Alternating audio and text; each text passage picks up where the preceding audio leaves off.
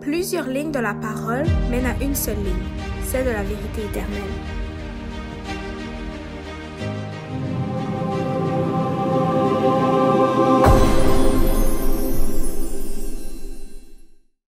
Bonsoir, chers frères et sœurs. Je vous dis bon sabbat. Je ne sais pas si vous m'entendez. Encore bon sabbat, frères et sœurs. Bon sabbat à tous ceux que je ne connais pas de visage ni de nom, qui nous regardent à travers YouTube. Je dois vous dire, c'est une grâce de la part de Dieu de pouvoir parler en son nom. Donc, nous vous disons bienvenue dans ce séminaire. C'est le deuxième message. Nous avons commencé aujourd'hui. Notre frère Olivier Dubois avait prêché vers 3 heures de l'après-midi. Donc, si vous avez raté ce message, ce sera disponible sur YouTube. Vous pourrez regarder ce message après, tout bien entendu. Et aussi, nous aurons le culte de demain du sabbat. Je vous invite déjà d'être avec nous et on va terminer ce séminaire dimanche vers midi. Donc,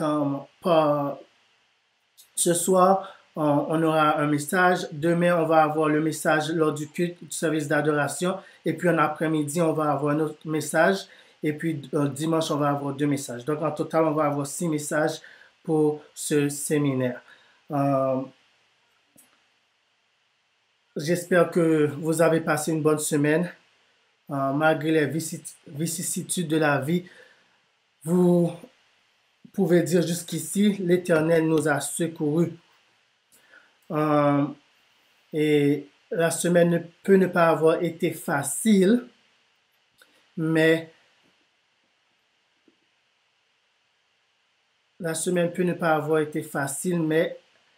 nous avons pu surmonter les difficultés grâce à notre Dieu. À cause que je suis dans la technique en train de prêcher, donc il va y avoir des moments que mes yeux vont sortir sur l'écran et puis du caméra et puis je vais être sur l'écran. Mais s'il vous plaît, soyez patient avec moi. Donc notre sujet pour ce soir, c'est le péché de la jeunesse, un appel à la repentance. Le péché de la jeunesse, un appel à la repentance. Le péché de la jeunesse, un appel à la repentance. Donc, frères et sœurs, nul besoin d'avoir un doctorat en sociologie pour remarquer ce phénomène qui ronge les églises, plus particulièrement la jeunesse de notre peuple. La fornication, la débauche et la sensualité sont devenues monnaie courante. Une vile passion est la conversation quotidienne.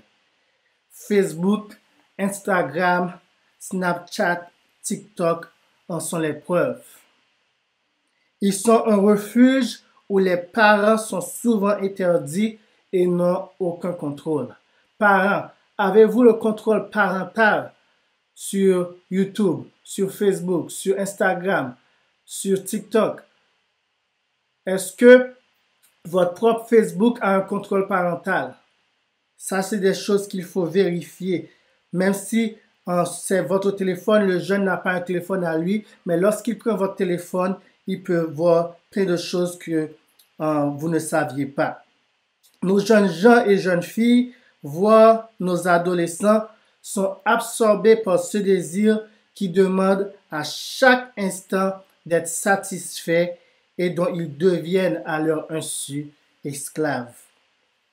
De nos jours, ils sont peu nombreux, ceux qui jusqu'à présent préservent leur pureté, tandis que ce nombre devient de plus en plus élevé chez les jeunes filles.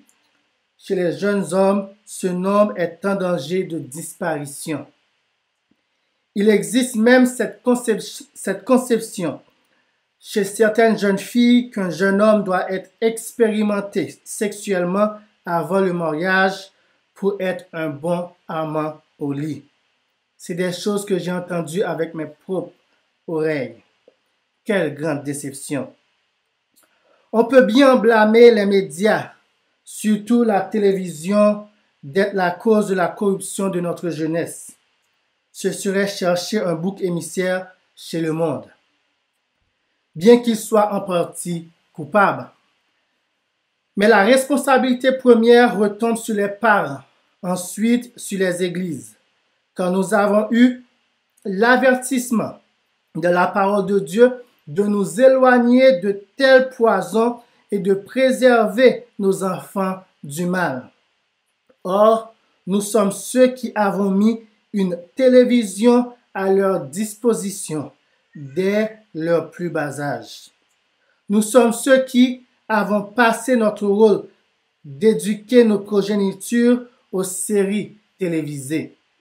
Nous avons d'une certaine manière sacrifié nos enfants aux idoles.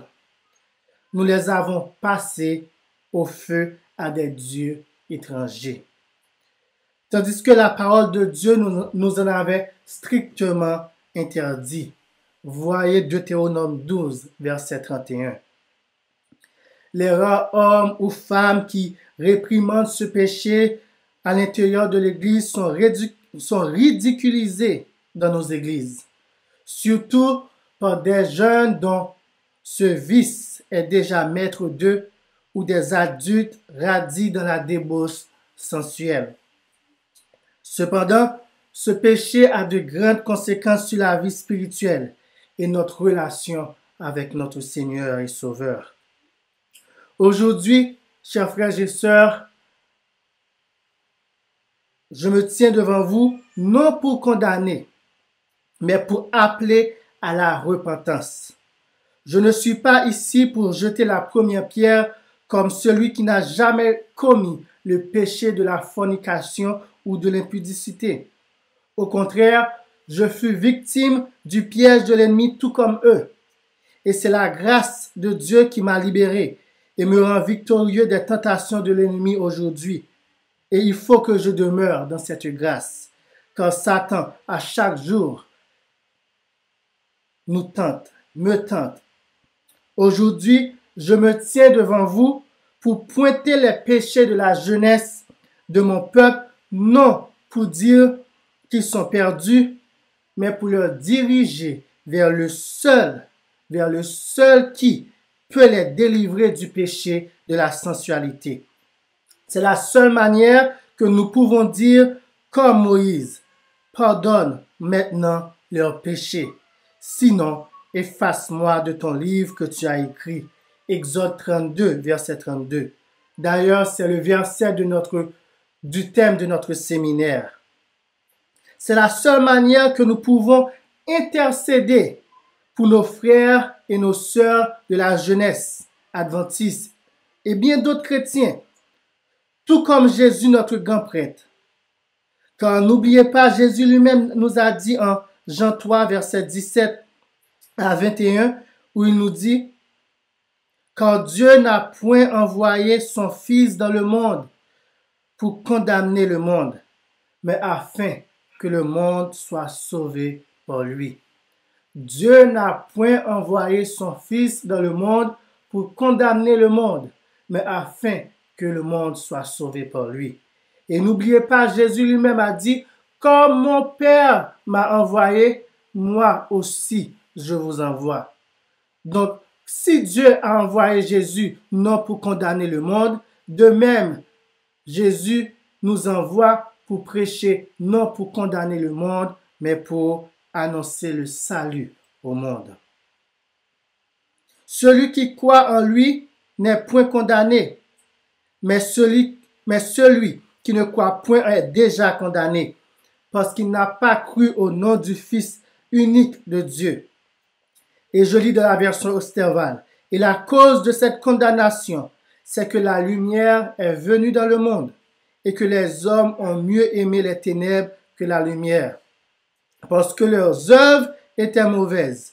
Car quiconque fait le mal hait la lumière, mais celui qui agit selon la vérité vient à la lumière, afin que ses œuvres soient manifestées parce qu'elles sont faites en Dieu. Encore Jean 3, versets 17 à 21. Leur seule culpabilité et condamnation sera en effet s'ils refusent de se repentir et de marcher en nouveauté de vie. En aucun cas, je cherche à condamner, mais à remédier. Je me laisse utiliser par le Seigneur pour crier à plein gosier et montrer à la jeunesse du peuple de Dieu son péché, en espérant, contre toute espérance, qu'elle se détournera de sa mauvaise voie, se repentira et confessera son péché à Dieu qui pardonne toutes nos iniquités. Donc, assez de mes constats et voyons ce qu'en dit la Bible. Mais avant de continuer, prions, chers amis. Notre Père et notre Dieu, nous te remercions pour ta divine grâce qui nous a permis de voir encore un nouveau sabbat. Nous te remercions d'être que tu nous aimes d'un amour infini et que tu nous reprends, tu nous châties, tu nous avertis, afin que nous puissions retourner dans l'ancien sentier, afin que nous puissions avoir une repentance qui ne se répand point. Encore, mon Papa, nous te demandons de pardonner nos fautes et nos péchés. Pardonne les péchés de notre Église. Pardonne les péchés de notre jeunesse. Pardonne nos fautes et nos péchés. Sois avec nous. Anime-moi de ton esprit. Et donne ton esprit à tous ceux qui entendent afin qu'ils puissent avoir un esprit de repentance et non de rejet de la parole, de ta parole. Sois avec nous, nous t'en prions ainsi, au nom de Jésus qui vit, qui règne au siècle des siècles. Amen. Chers frères et sœurs, notre premier verset pour débuter se trouve en 1 Corinthiens 6, verset 18, où Paul nous dit « Fuyez l'impudicité. » Fuyez. Quelque autre péché qu'un homme commette, ce péché est hors du corps. Le mensonge et même un crime, même lorsque vous tuez quelqu'un, ce péché est hors du corps. Mais celui qui se livre à l'impudicité pêche contre son propre corps. 1 Corinthiens 6, verset 18. Chers amis, j'ai cherché, grâce à un logiciel sur l'ordi, combien de fois que Paul invite ses lecteurs à fuir quelque chose. C'est seulement 2 fois. Et nous allons voir comment ces 2 choses, lorsque Paul les amène, surtout lorsque Paul va parler de l'impudicité, comment il lit ces 2 choses. L'autre chose, c'est l'idolâtrie. Il nous dit de fuir l'idolâtrie et fuir l'impudicité. Et lorsque on fait une recherche beaucoup plus globale au niveau de la Bible, nous allons avoir cet écho de fuir quelque chose comme en Jérémie, où il nous est dit de fuir Babylone, ou en l'Apocalypse 18 qui nous dit de sortir de Babylone. Et nous allons voir que même non, je ne vais pas aller là-dedans, mais lorsque vous lisez les condamnations de Dieu par rapport à la Babylone spirituelle, vous allez voir qu'il nous a dit que Babylone est devenue à souiller la terre avec son impudicité. Donc, il y a un lien avec l'impudicité, la Babylone et l'idolâtrie. Mais retournons au Corinthiens 6, verset 18. Ce verset par lui-même en dit beaucoup. L'apôtre Paul nous invite à fuir l'impudicité. Comme je viens de dire, comme il nous invite à fuir l'idolâtrie en 1 Corinthiens 10, verset 14. 1 Corinthiens 10, verset 14. Car ce sont des péchés qui coupent brusquement notre relation avec Dieu. L'idolâtrie et l'impudicité, la débauche sexuelle ou sensuelle ou la fornication, ce sont des choses qui coupent notre relation avec Dieu. Tous ceux qui ont participé dans ce genre de choses peuvent témoigner que lorsque nous pratiquons l'impudicité, nous ne voulons pas prier. Nous ne voulons pas être en compagnie de ceux qui veulent prier. Et même lorsque nous allons à l'église, parce que nous sommes obligés pour nos parents, pour la société, pour l'église, etc., etc., nos corps sont à l'église. Mais notre esprit, notre âme n'est pas en communion avec notre Père. Mais ce verset de 1 Corinthiens 6, verset 18, dans son contexte se trouve où Paul nous parle de notre corps comme étant le temple du Saint-Esprit. Si nous souillons le temple, le Saint-Esprit ne peut demeurer. Le Saint-Esprit de Dieu ne peut demeurer. D'ailleurs, l'Esprit est saint, il ne peut pas vivre dans quelque chose de souillé volontairement. Or, la fornication fait exactement cela. Il souille le temple de l'Esprit du Seigneur. Or, 1 Corinthiens 8, verset 6 nous dit, 1 Corinthiens 8, verset 6, nous dit qu'il y a un seul Seigneur, Jésus-Christ, par lequel sont toutes choses, et nous sommes par lui. Or, le Seigneur, c'est l'Esprit, nous dit 2 Corinthiens 3, verset 17. Et Colossiens 1er, verset 27 nous dit, Christ en vous, Christ en nous, c'est l'espérance de la gloire. Si Jésus, par son propre esprit, ne peut vivre en nous parce que son temple est souillé, cela signifie nous n'avons pas l'espérance de la gloire. En d'autres mots, nous n'avons pas la vie éternelle. Car la vie éternelle qui vient du Père est dans le Fils, nous dit 1 Jean 5, verset 12. Et nous allons l'afficher. 1 Jean 5, verset 12. Celui qui a le Fils a la vie. Celui qui n'a pas le Fils de Dieu n'a pas la vie. La vie est dans son Fils. Dieu a mis cette vie en son Fils pour que son Fils puisse nous le donner. Et si Jésus-Christ, le Fils unique, le seul Fils engendré de Dieu, ne peut vivre en nous, nous n'avons pas l'espérance de la gloire, nous n'avons pas la vie éternelle. Et rappelez-vous, l'impudicité est le seul péché que nous commettons contre notre propre corps, parce que c'est le seul péché que nous commettons de manière volontaire. Nous planifions, nous exécutons, ça amène d'autres mensonges, d'autres péchés, nous mentons, nous volons, etc. Nous faisons plein de choses pour que nous puissions aboutir à ce péché. Chers amis, chers jeunes, mes très chers jeunes, avez-vous saisi l'enjeu? Si vous n'avez pas le Fils, vous n'avez pas la vie. Comprenez, chers jeunes, le danger de la fornication. Notre vie éternelle est en péril. Et Satan le sait.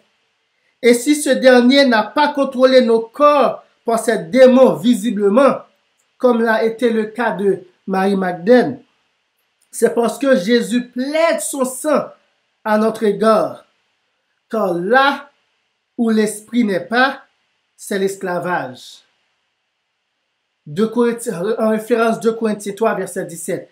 2 Corinthiens 3, verset 17 nous dit, là où est l'esprit, là est la liberté. Donc, si l'esprit n'est pas là, qu'est-ce qui remplace la liberté? C'est l'esclavage. Et notre corps, notre temple, peut devenir, au lieu d'une habitation de Dieu en esprit, il peut devenir une habitation de démons, un repère de tout esprit impur. Voir Apocalypse 18, verset 2. Voilà ce que nous dit Paul. Et j'affiche le prochain verset. En 1 Corinthiens 6, verset 9. 1 Corinthiens 6, verset 9 et 10. Ne savez-vous pas que les injustes n'hériteront point le royaume de Dieu? Ne vous y trompez pas. Ni les impudiques, ni les idolâtres. Les deux choses que Paul nous avait dit de fuir, il les met en premier. Ni les adultères, ni les efféminés. 4 choses qui ont rapport avec la débauche, la sensualité. Ni les infâmes, ni les voleurs, ni les cupides, ni les ivrognes, ni les outrageux, ni les ravisseurs n'hériteront le royaume de Dieu. Comprenez-vous l'importance? Comprenez-vous l'importance de fuir l'impudicité, la fornication comme la lèpre? Comme la lèpre s'attache au corps et le détruit et enlève sa sensibilité petit à petit, de même la fornication détruit le corps. Car ce péché, encore pour répéter, est contre notre propre corps. Et je ne parle pas ici des maladies sexuellement transmissibles. Ce ne sont là que la pointe de l'iceberg. La maladie spirituelle de la fornication est pire et beaucoup plus catastrophique. Le mal est souvent irréparable et les effets secondaires persistent la durée de toute une vie. Quant au plan physique, émotionnel, relationnel, conjugal, marital et spirituel, si le Christ, le divin médecin, ne le guérit pas. Je peux vous assurer, chers jeunes, ma vie spirituelle serait beaucoup plus meilleure si je n'avais pas commis ce péché-là. Mes relations avec ma femme sera beaucoup plus meilleure si je n'avais pas commis ce péché-là. Donc, il faut constamment demander à Christ, notre divin médecin, de nous guérir totalement et entièrement. L'impudicité, la fornication n'est pas une mince affaire. Voyons un exemple biblique où l'impudicité causa la perte de milliers d'enfants d'Israël. Arrivés près du Jourdain, Canaan terrestre était juste en face. Les enfants d'Israël étaient fidèles à Dieu. Et Balaam, un prophète au service de l'ennemi du peuple de Dieu, ne pouvait pas les maudire. Vous pouvez lire cette histoire en Nombre 22 à 25 pour l'histoire complète. L'enchantement et la divination étaient impuissants parce que Jéhovah les protégeait dans leur fidélité. Mais ils se sont laissés prendre par la ruse. Les filles des Madianites les séduisirent par l'impudicité et la débauche et les poussèrent à commettre l'idolâtrie. Vous voyez comment l'impudicité amène vers l'idolâtrie?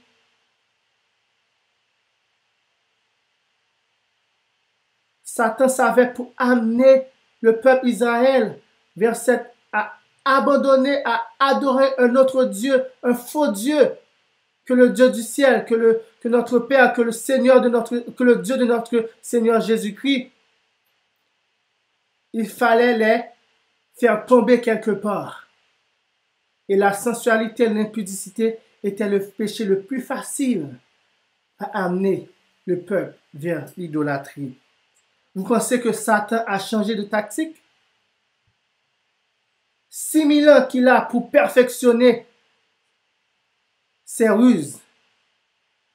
Et la Bible nous dit en Apocalypse 12 qu'il a été jeté du ciel. Et malheur à la terre et à la mer, quand il sait qu'il lui reste peu de temps. Et vous savez, pour le peuple du reste, que Satan allait nous garder dans les blancs des yeux et ne rien faire et ne pas essayer de nous amener vers l'idolâtrie et ne pas essayer de nous amener vers l'impudicité. Ne pas essayer de faire tomber la jeunesse du peuple de Dieu. Cette jeunesse qui nous a dit si entraînée, si formée pourrait être une armée de justice pour conquérir le monde, pour conquérir l'injustice et pour élever la bannière de la croix, la bannière du message des trois anges dans les camps de l'ennemi. Vous savez et vous pensez que Satan allait juste nous garder dans les blancs des yeux? Non, chers frères et sœurs. La colère de l'Éternel s'enflamma contre le peuple. Paul nous en fait un résumé inspiré. En 1 Corinthiens 10, versets 6 à 8 et 11 et 12, nous lisons: Or, ces choses sont arrivées pour nous servir d'exemple, afin que nous n'ayons pas de mauvais désirs, comme ils en ont eu. Et nous allons voir que ces mauvais désirs sont en effet une violation du 7e commandement. Tu ne commettras point d'adultère. Vous savez, le plus souvent, lorsque on parle de ceci avec les jeunes, ils nous disent, ouais, le commandement nous dit, tu ne commettras point d'adultère. C'est lorsque vous commettez l'adultère seulement lorsque vous êtes mariés. Nous allons voir ça beaucoup plus en avant, chers frères et sœurs. Mais que ce commandement englobe aussi l'impudicité avant le mariage, la fornication avant le mariage. Afin que nous n'ayons pas de mauvais désirs comme ils en ont eu, ne devenez point idolâtres. Voyez encore ce lien entre l'idolâtrie et l'impudicité. Comment quelques-uns d'eux, selon qu'il est écrit, le peuple s'assit pour manger et pour boire, puis ils se levèrent pour se divertir. Ne nous livrons point à l'impudicité, comme quelques-uns d'eux s'y livrèrent, de sorte qu'il en tomba 23 000 en un seul jour. Ces choses leur sont arrivées. Pourquoi? Pour servir d'exemple.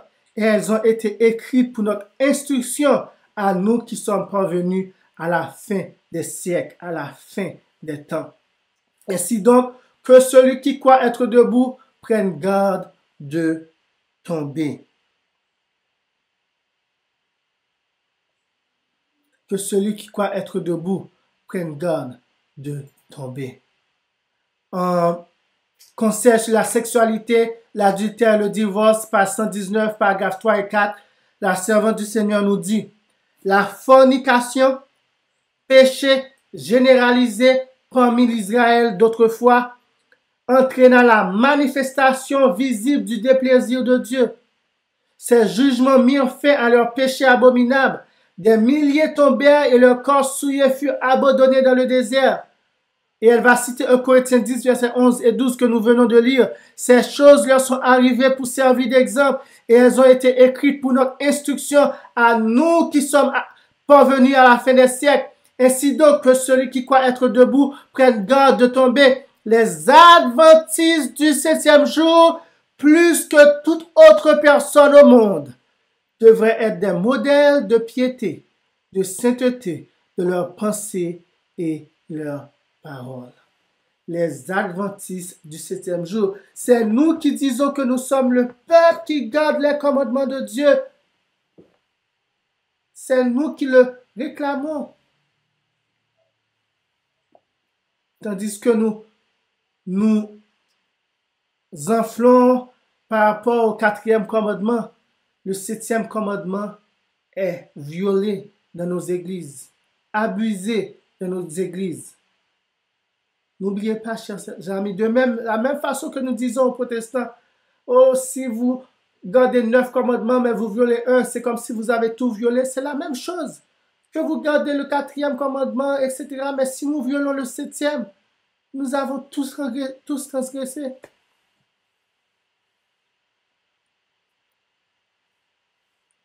L'Israël ancien a eu la manifestation visible du déplaisir de Dieu. Aujourd'hui, nous n'avons pas cette manifestation visible du déplaisir de Dieu. Mais le grand jour va arriver où Dieu va démontrer son déplaisir.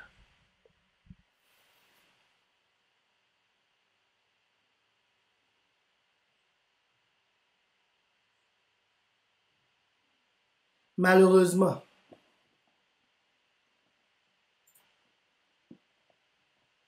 Malheureusement, nous n'avons pas tiré les instructions qui ont été écrites pour nous, qui sommes arrivés à la fin des temps. Et Satan a réussi, dans une grande mesure, à souiller le camp. Plusieurs sont morts sans avoir eu une vraie repentance. Hélas.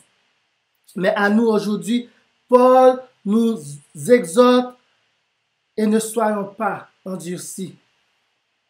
Paul nous exhorte et ne soyons pas endurcis. Il nous dit en 2 Timothée 2, verset 22, « Fuis les passions de la jeunesse et recherche la justice, la foi, la charité, la paix avec ceux qui invoquent le Seigneur d'un cœur pur. »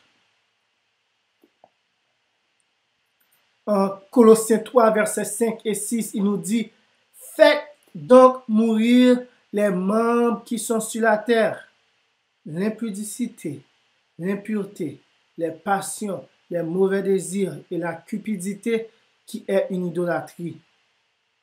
C'est à cause de ces choses que la colère de Dieu vient sur les fils de la rébellion. »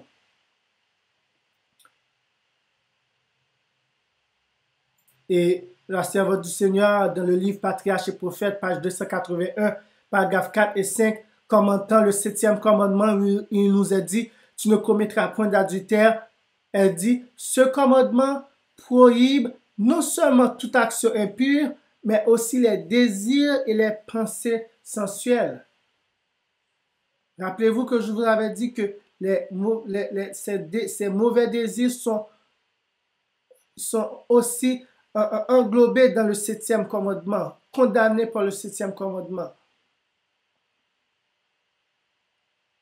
Comme tout ce qui peut tendre à les exciter.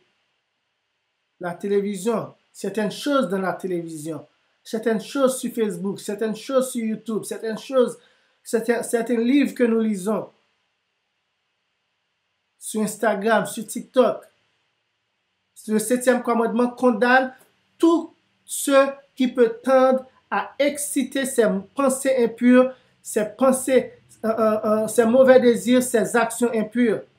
Plus que la pureté de la vie extérieure, Dieu nous demande celle des pensées secrètes et des émotions du cœur.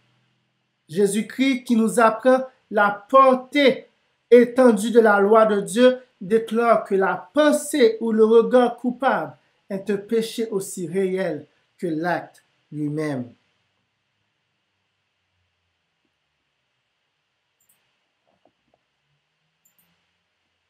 C'est maintenant, notre devoir de purifier le camp. Nous devrions rechercher le pardon de Dieu. Nous devrions humilier nos âmes. Nous devrions prier et jeûner. Vous sentez-vous en besoin d'une nouvelle grâce? Allez à Jésus. Demandez-lui de vous sanctifier et de revenir habiter dans votre cœur. Invitez-lui à entrer, à souper, à demeurer. Ne permettez pas à Jésus de dire, chers amis, s'il y a une chose en tant que jeune, en tant que personne, parce qu'il y a Dieu qui n'ont pas abandonné ces défauts, et ces défauts, des fois, ces défauts souvent restent attachés lorsque nous devenons des adultes. Si nous ne les abandonnons pas aussitôt de notre jeunesse, si Christ ne nous a pas libérés de ces choses. S'il y a une chose que nous ne voulons pas que Jésus-Christ nous dise, c'est ce qu'il dit en Apocalypse 2, verset 21. Je lui ai donné du temps afin qu'elle se repentisse. Dieu nous a donné du temps. S'il n'est pas encore revenu, si Christ n'est pas encore revenu sur les nuées, c'est parce qu'il nous donne du temps. Si nous ne sommes pas encore morts dans nos péchés, c'est parce qu'il nous donne du temps. Pourquoi? Afin qu'elle se repentisse. Et elle ne veut pas se repentir de son impudicité. Nous voulons pas. Nous voulons pas que Christ dit à notre sujet, il n'a pas voulu se repentir de son impudicité. Je sais que le verset parle dans un contexte de l'impudicité spirituelle, mais il est aussi vrai pour l'impudicité physique qui va nous amener vers l'impudicité spirituelle, qui va nous amener vers l'idolâtrie.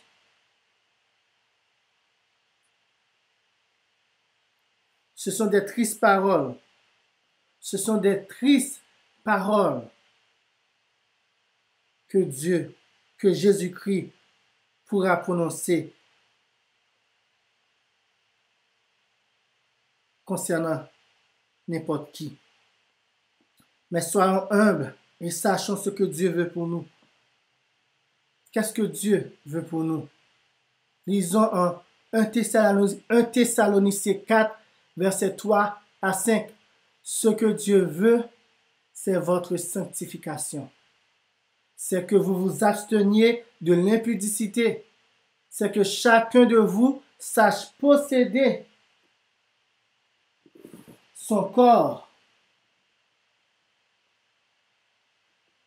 C'est que chacun de vous sache posséder son corps dans la sainteté et l'honnêteté, sans vous livrer une convoitise passionnée, comme font les païens qui ne connaissent pas Dieu.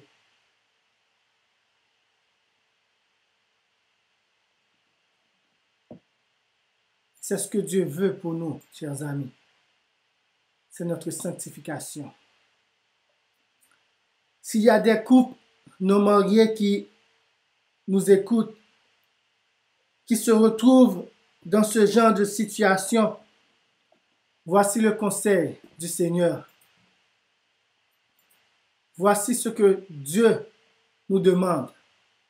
Toutefois, pour éviter l'impudicité, que chacun ait sa femme et que chaque femme ait son mari. 1 Corinthiens 7, verset 2. Paul savait que un couple ne peut pas rester trop longtemps à s'aimer sans vouloir consommer cet amour. Alors, pour éviter de tomber dans l'impudicité, que chacun ait sa femme et que chaque femme ait son mari. Quelques-uns diront qu'ils n'ont pas d'argent. Mieux vaut vivre dans la pauvreté que dans le péché. Je sais, c'est facile à dire.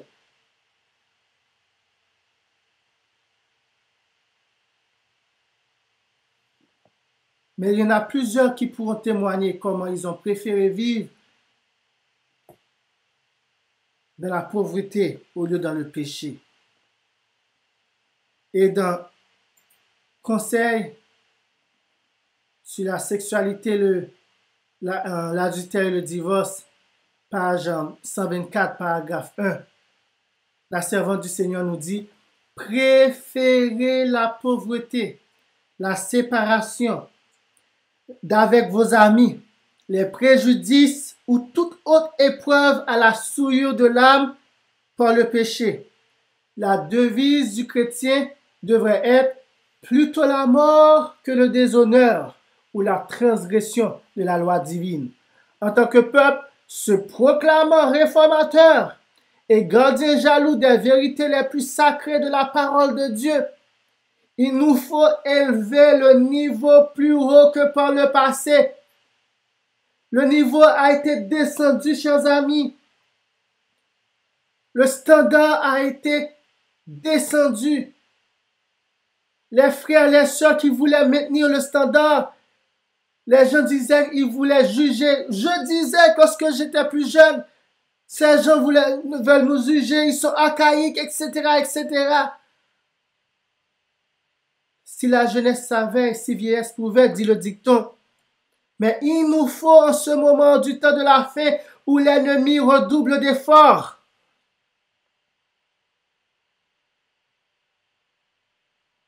Où la consommation de l'homme, de péché, de l'iniquité et de la triple alliance du paganisme, du faux prophète et de la bête. Il nous faut en ce moment élever le standard beaucoup plus haut que par le passé. Nous continuons la lecture. Nous devons sans tarder prendre des mesures envers le péché. Nous devons sans tarder prendre des mesures envers le péché et les pécheurs, afin que ceux qui nous entourent craignent Dieu. La vérité et la pureté exigent de nous de plus grands efforts pour ôter les acants du milieu de nous. Nous devrions prendre sans tarder des mesures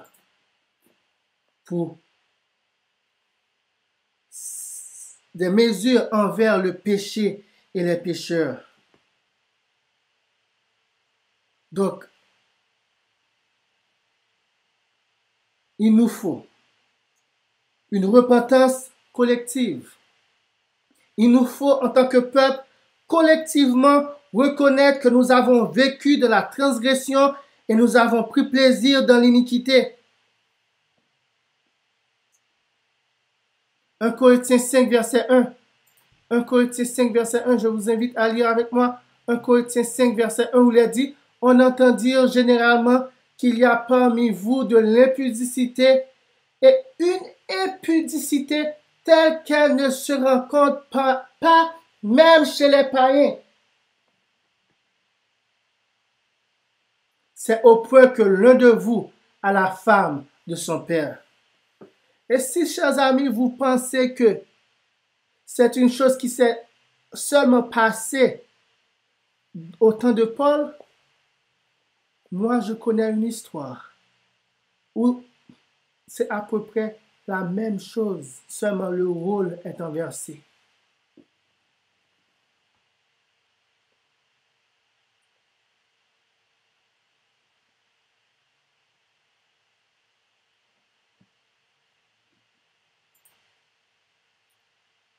Et dans le même livre, Conseil sur la sexualité, page 119, paragraphe 2, elle nous dit « Tous ceux qui professent être fidèles au commandement de Dieu ne gardent pas leur corps dans la sainteté et la dignité. »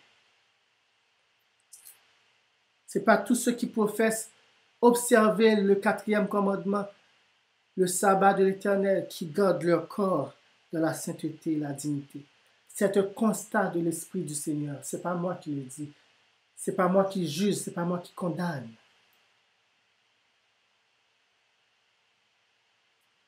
Le message le plus solennel, jamais confié à des hommes mortels, l'a été à ce peuple.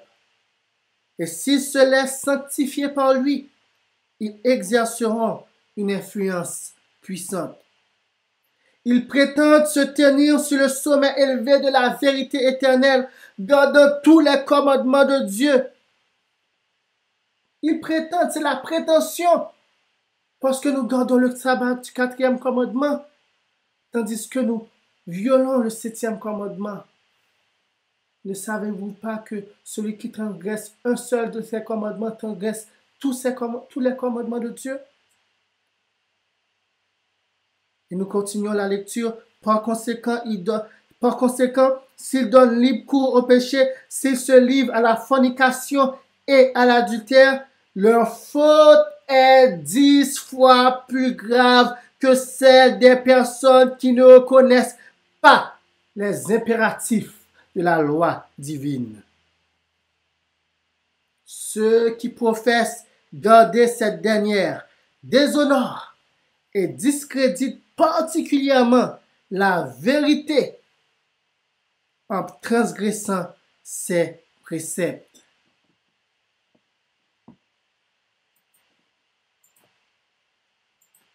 Chers amis, le christianisme d'aujourd'hui est toujours prêt à condamner le monde, ce qui se passe dans le monde, l'homosexualité dans le monde, l'impudicité dans le monde. Tandis que nous qui soi-disant savons mieux, vous savez les statistiques du divorce, sont à peu près mêmes dans les églises que dans le monde.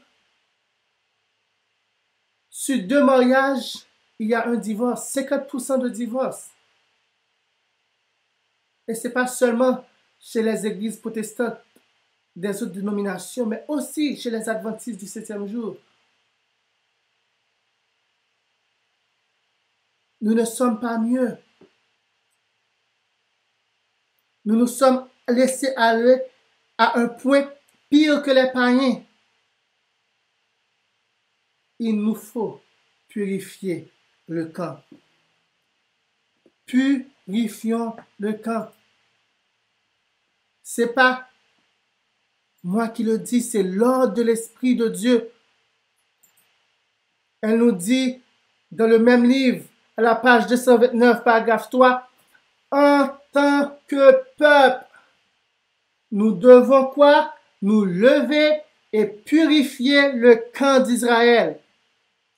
En tant que peuple, nous avons une décision collective à prendre. La permissivité, les familiarités illicites et les pratiques non sanctifiées se répandent parmi nous. La permissivité, les familiarités illicites. Je suis marié, mais j'ai une amitié trop frivole avec une autre femme. C'est ce que cette familiarité illicite et la permissivité signifient. Et les pratiques non sanctifiées se répandent parmi nous et les prédicateurs chargés de choses saintes se rendent coupables de ces fautes. Vous voyez, ce n'est pas seulement la jeunesse. Je parle avec la jeunesse, mais ce n'est pas seulement la jeunesse. Les responsables de l'Église violent le 7e commandement. Vous savez, lorsque le peuple Israël est tombé dans l'impudicité, dans l'idolâtrie au Jourdain, à Baal-Péor et est allé adorer Baal-Péor, c'était les dirigeants, spécialement de la tribu de Siméon, mais c'était les dirigeants qui ont amené le peuple vers ça. Qu'est-ce qu'elle continue de nous dire? Ils, c'est qui ils? Ce sont les prédicateurs chargés des choses saintes.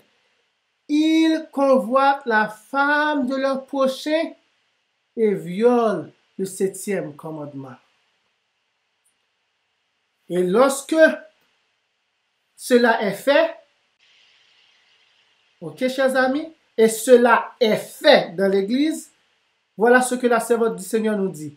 Nous courons le danger de devenir quoi?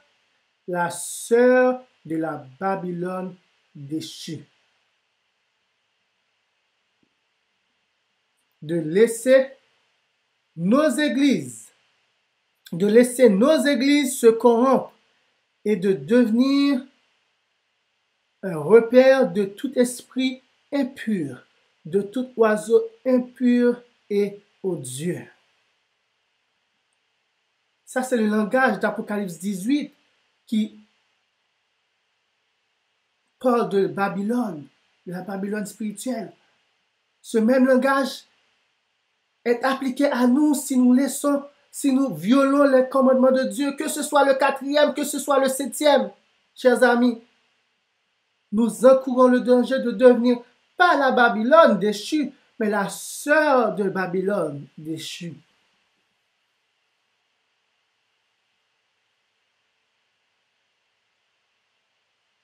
Comment voir? Elle continue et dit, comment voir clairement notre condition sans décider de remédier au mal existant? Frères et sœurs, question pour vous, c'est une question qu'elle pose.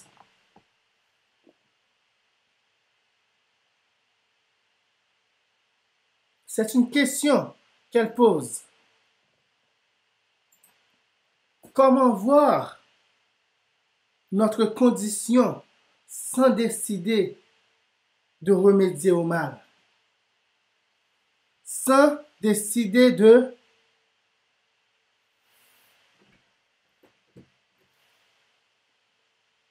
remédier au mal. Et l'apôtre Paul va nous dire ce qui suit.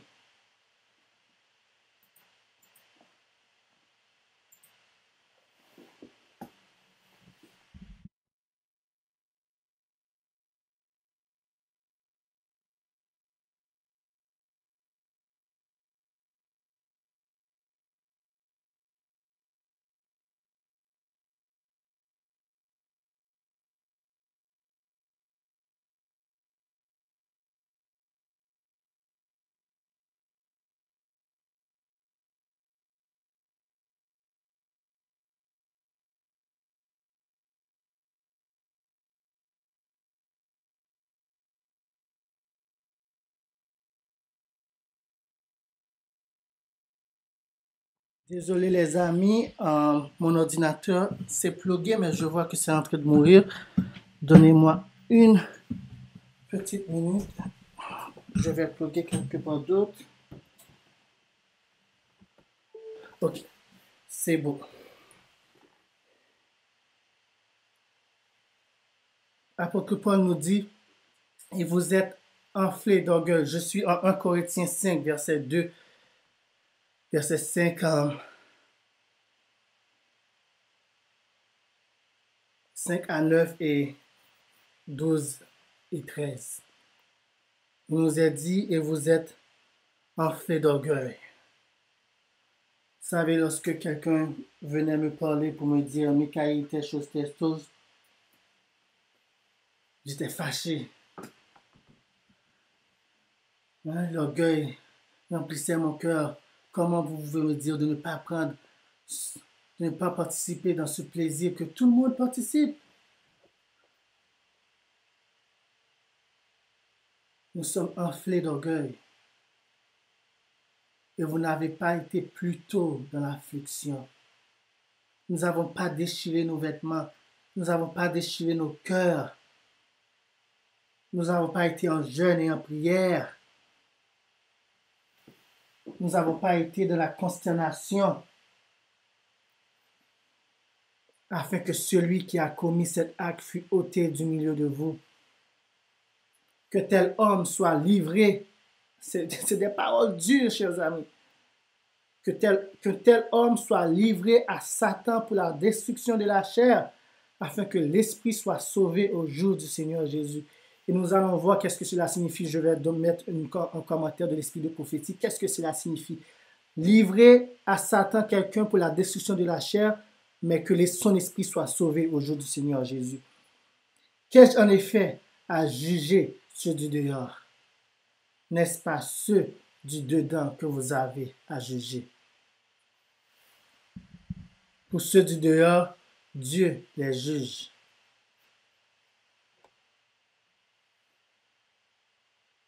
N'est-ce pas ceux du dehors que nous avons à juger? Pour ceux du dehors, Dieu les juge. Ôtez le méchant du milieu de vous.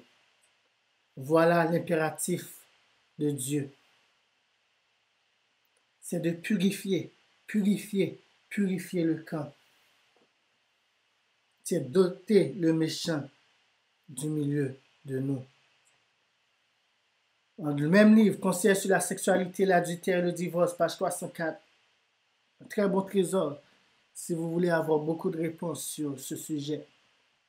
Page 304, paragraphe 3 et 4, il nous a dit, en parlant de frère, Sir White nous dit, il est impossible de garder frère eux dans l'église de Dieu, de garder eux. Elle n'a même pas utilisé frère, elle a dit de garder eux dans l'église de Dieu.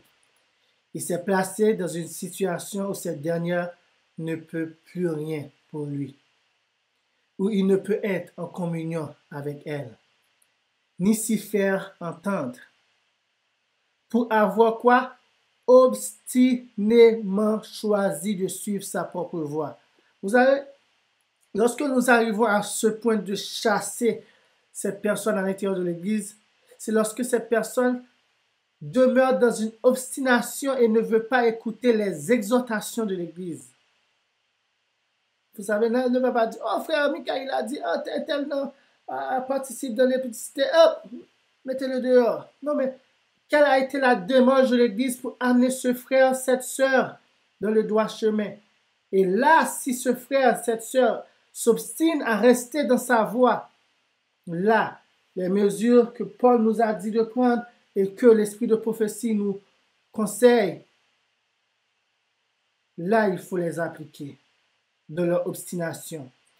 Pour avoir obstinément choisi de suivre sa propre voie et refuser d'écouter la répréhension, il doit affronter la lumière et la vérité. Il a marché suivant les penchants de son cœur corrompu, violé la sainte loi divine et déshonoré la cause de la vérité présente. Si jamais il se répand sincèrement, voilà ce que signifie la chair à Satan et l'esprit à Jésus-Christ. Si jamais il se repent sincèrement, l'Église ne doit rien avoir à faire avec lui. S'il va au ciel, qu'il y aille tout seul. Le blâme du Seigneur et de l'Église restera à toujours sur lui, de son vivant, afin que les principes moraux ne soient pas jetés de la poussière.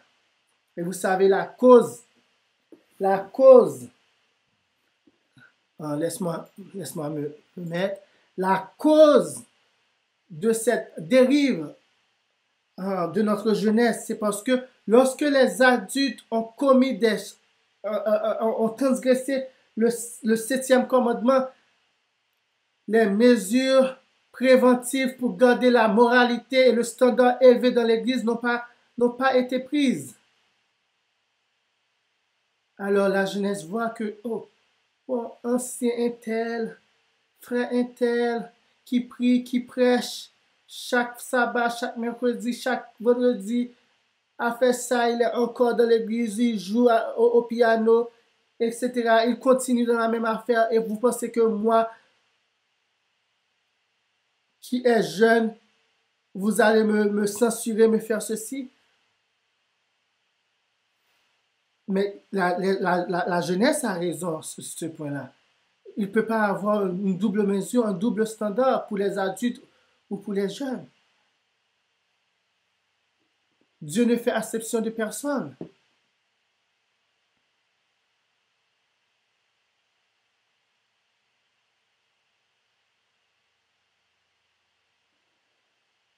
Et elle continue dans d'autres paragraphes où elle nous dit, même livre, page 124, paragraphe 2, que ceux qui occupent des postes de responsabilité ne tolèrent pas le mal chez un frère. Montrez-lui qu'il doit abandonner ses péchés ou être écarté de l'Église, que les membres de celle-ci agiront en vrais disciples du Sauveur doux et humble. On cherchera moins à dissimuler et à excuser le péché. Tous s'efforceront d'agir en toutes circonstances comme s'ils étaient en présence de Dieu qui les voit sans cesse et connaît les pensées les plus secrètes. Aux yeux du Dieu omniprésent, le caractère, les mobiles, les désirs et les intentions apparaissent aussi clairement qu'à la lumière du soleil. Il ne faut pas que ceux qui sont en poste de responsabilité tolèrent le mal chez un frère. Montrez-lui qu'il doit abandonner ses péchés ou être écarté de l'Église. Deux options, chers amis.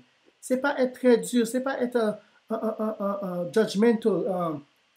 C'est pas qu'on est en train de juger les gens, mais c'est le standard que Dieu nous demande de garder et d'élever.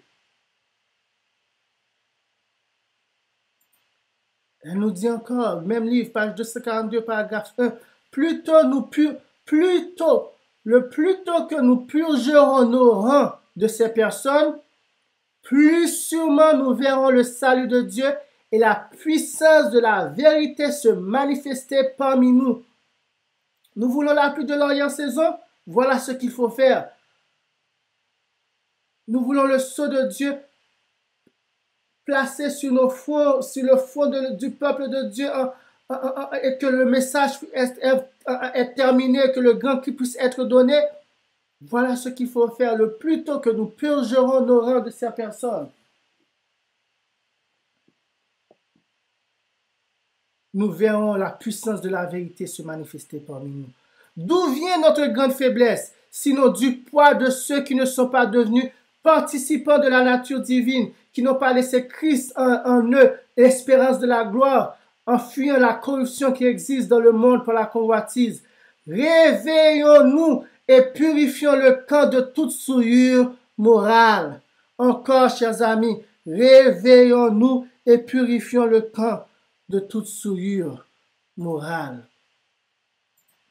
Dans l'histoire de l'apostasie de l'ancien Israël aux Jourdain, le mal s'est seulement arrêté lorsque Phinéas, fils d'Éléazar, fils d'Aaron, le sacrificateur, le vit et il se leva du milieu de l'assemblée et prit une javeline de sa main et il entra après l'homme israélite de la tente et les transperça tous deux, l'homme israélite et la femme par le bas-ventre, et la plaie fut arrêtée de dessus les enfants d'Israël. Nombre 25, versets 7 et 8. Cette plaie qui ronge aujourd'hui l'Israël spirituel, quand le moment de traverser le Jourdain de la persécution finale et d'entrer dans la Canaan céleste, que lorsque, comme Phinéas, nous prenons l'épée de la parole de Dieu, vivante et efficace, et qui est plus tranchante qu'une épée à double tranchant, et nous transperçons et partagerons âme et esprit, jointure et muelle, et laissons cette parole juger les sentiments et les pensées du cœur. Seulement là, et seulement à ce moment-là, que la plaie va arrêter dans l'Israël spirituel. Et si un membre refuse de se repentir, il nous est conseillé, le conseil nous est donné.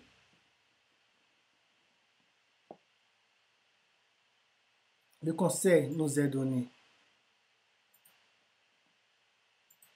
Maintenant, ce que vous ai écrit, c'est de ne pas avoir des relations avec quelqu'un qui, se nommant frère, est impudique, ou cupide, ou idolâtre, ou outrageux, ou ivrogne, ou ravisseur, de ne pas même manger avec un tel homme. Ce péché ne devait pas être la grande mode dans nos rangs. Que l'impudicité, Éphésiens 5, verset 3, 5, que l'impudicité, qu'aucune espèce d'impureté, et que la cupidité ne soit même pas nommée parmi vous, afin qu'il convienne à des saints. Car sachez-le bien, aucun impudique ou impur ou cupide, c'est-à-dire idolâtre, n'a d'héritage dans le royaume de Christ et de Dieu. Que personne ne vous séduise par de vains discours, car c'est à cause de ces choses que la colère de Dieu vient sur les fils de la rébellion. N'ayez donc aucune part avec eux. Quand le fruit de la lumière consiste en toutes sortes de bonté, de justice et de vérité, examinez ce qui est agréable au Seigneur et ne prenez point part aux œuvres infructueuses des ténèbres, mais plutôt condamnez-les.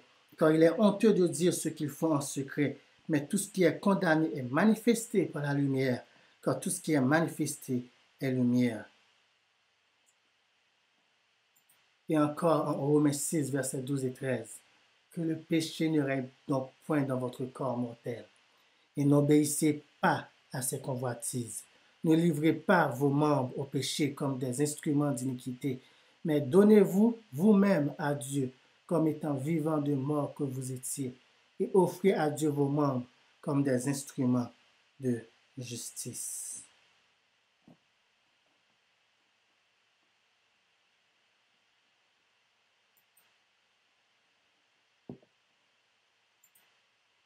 Vous savez, lorsque on devait faire un sacrifice dans l'Ancien Testament, l'animal était examiné, ses membres étaient examinés, son corps était examiné, il devait avoir aucune tâche. C'est de même pour nous, si nous voulons nous offrir un sacrifice vivant à l'Éternel. Il ne faut pas qu'il y ait un péché qui s'attache à notre corps, et surtout le péché de l'impudicité. Et si l'Église ne veut pas se purifier collectivement, purifions-nous individuellement. Le salut est personnel et chacun aura à rendre compte à Dieu pour lui-même. Demandons à Jésus de purifier notre cœur, car lui-même a dit que l'impudicité vient du cœur. Matthieu 15, verset 19. Il ne sert à rien d'arrêter l'action et que notre cœur est encore souillé. On veut une éradication totale du péché et notre souverain sacrificateur, Jésus seul, peut le faire. Vous êtes mariés et vous avez commis l'impudicité, mais vous n'avez jamais pris le temps de prier pour que Dieu vous pardonne de ce péché. Pourquoi ne pas le faire aujourd'hui? Savez-vous, celui qui s'attache à la prostituée devient une seule chair avec elle? Si vous avez couché avec plusieurs personnes, vous êtes devenu une seule chair avec elle.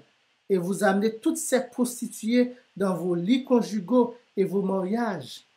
Peut-être c'est la raison pour laquelle nos mariages ne fonctionnent pas comme il se doit. Alors, demandons à Dieu de nous débarrasser de toutes ces prostituées et que nous soyons unis à notre femme ou mari seul. Jésus peut le faire. Chers jeunes, chers parents, chère Église, prenons la ferme détermination de recourir à la prière et de rechercher la face de Dieu et son pardon pour notre manquement. L'invitation nous est faite. Si mon peuple, ce qui est invoqué mon nom, s'humilie, prie et cherche ma face, et s'il se détourne de ses mauvaises voies, je l'exaucerai des cieux, je lui pardonnerai son péché, et je guérirai son pays. De Chroniques 7, verset 14. Souvenons-nous, chers amis, souvenons-nous. Mais le corps n'est pas pour l'impudicité, il est pour le Seigneur, et le Seigneur pour le corps, nous dit 1 Corinthiens 6, verset 13. 1 Corinthiens 10, verset 13 nous dit « Aucune tentation ne vous est survenue qui n'ait été humaine, et Dieu qui est fidèle ne permettra pas que vous soyez tentés au-delà de vos forces. Mais avec la tentation, il préparera aussi le moyen d'en sortir, afin que vous puissiez la supporter. » Il nous faut résister. Il nous faut résister jusqu'au sang en luttant contre le péché de l'impudicité. Il nous est dit que la jeunesse est appelée à terminer l'œuvre. Elle ne peut proclamer le grand cri du troisième ange en demeurant dans notre état actuel. Il nous faut une vraie repentance. Il nous faut une vraie reconversion. Ce sont des prérequis nécessaires pour qu'elle puisse avoir une expérience spirituelle profonde avec Christ. Que le Seigneur Jésus, qui nous vienne tous en aide, afin que nous nous soumettons et nous nous consacrons à lui tout entier, corps, âme et esprit. Qu'il en soit ainsi pour chacun de nous. Amen. Amen. Merci d'avoir écouté cette vidéo. Pour plus de contenu, abonnez-vous sur notre site internet. Il est également possible pour vous de nous suivre sur notre page Facebook et de nous contacter par email.